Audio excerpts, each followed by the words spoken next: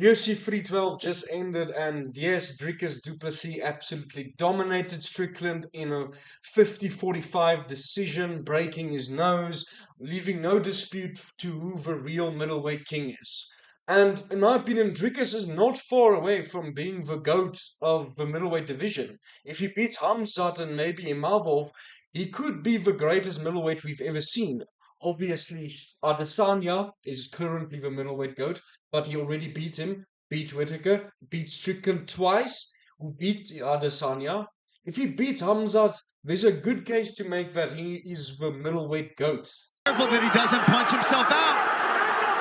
Oh! Massive knockdown for Topuria! And still, he does it again! Ilya Topuria!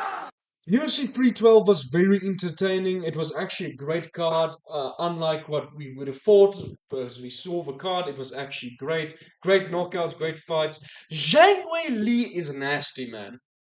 I don't think people respect enough how good she is. She destroyed Tatiana Suarez. There was no point I was ever scared in that fight. The first round, sure, she took her down, but she did nothing. And she wasted all of her energy in the first round. Honestly, it was a very bad game plan, in my opinion, from their side. She completely gassed over the first round and she couldn't do anything for the rest of the fight. And in the fifth round, I don't know how Zhang Weili defended that takedown. Her balance is insane, and honestly, put a bit of respect on Zhang Weili's name. Dricus just dominated Strickland for 5 rounds straight. There was never a point where you had to stress for a round because, like I said, Strickland's tactics don't work for a decision, man. It's not enough to give the judges to do anything with. It made the fight super boring, but you can't blame Dricus for that. He went full out, he attacked every second, body kicks, head kicks, leg kicks, everything, man. Dricus did everything that fight. Sean Strickland was the one who made that boring. But as for the rest of the card, obviously the co-main, she dominated. And then Justin Tarfar got absolutely destroyed. But what can you expect? He's not really that good. And honestly, Teixeira has a great future in heavyweight because he's an actual heavyweight, not one of these fat guys who are actually middleweights and just can't cut the weight. Jimmy Coote looked amazing in the first round, but unfortunately did nothing much for the next 2 rounds. And that was the best example of what a draw is I've ever seen in my life. So honestly, it was a great fight. I've never seen a light heavyweight fight with that sort of pace. It was genuinely very impressive. Jake Matthews wasn't that entertaining for a primary card. Gabriel Santos, man.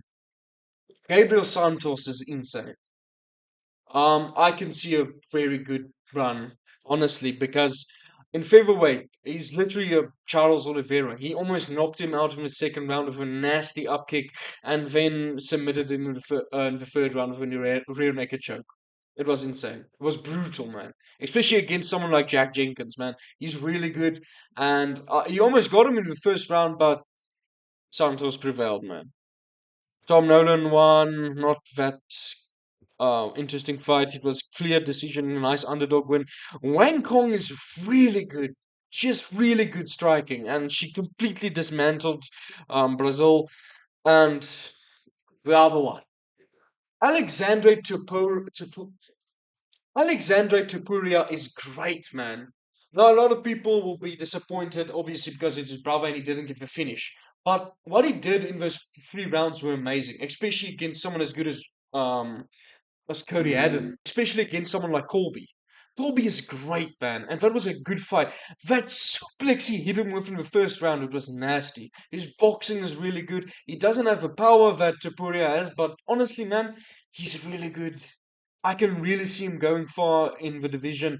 I don't see anyone who's really a bad matchup for him. Maybe someone like Sean O'Malley or Umar Nurmagomedov. I can see how Sean O'Malley hits him with the same shots, but I think he will just grapple him to death. And Umar's obviously great, the second best bantamweight in the division currently. I think he's going to go on an insane run. He needs to work on his cardio a bit, and his patience is a bit too much. But he has stuff that is better than Ilya. His distance management is great. We haven't seen a lot of fighters with as good as distance management as him. He really is great, and I can't wait to see the rest of his career. And thank you all for watching. I hope you all enjoyed, and I'll see you all in the next event.